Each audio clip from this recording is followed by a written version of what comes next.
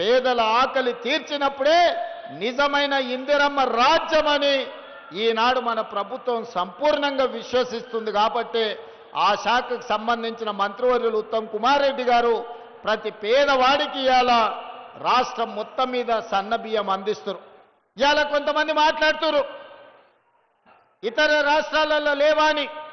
నేను సూటిగా సవాలు విసురుతున్న మాట్లాడే వాళ్లకు, భారతదేశంలో గుజరాత్ కావచ్చు, ఉత్తరప్రదేశ్ కావచ్చు, మధ్యప్రదేశ్ కావచ్చు, రాజస్థాన్ కావచ్చు, నరేంద్ర మోడీ గారి పరిపాలన ఉన్న ఏ రాష్ట్రంలో అయినా నేను సవాలు విసురుతున్నా, మా తెలంగాణ రాష్ట్రంలో మేమే సన్న బియ్యం ఇస్తున్నాం తప్ప నరేంద్ర మోడీ పరిపాలించే గుజరాత్లో కూడా పేదలకు సన్న బియ్యం రావడం లేదు. మేం ధైర్యంగా సవాలు విసిరి దేవరకొండ గడ్డ మీద నుంచి మాట్లాడుతున్నాం.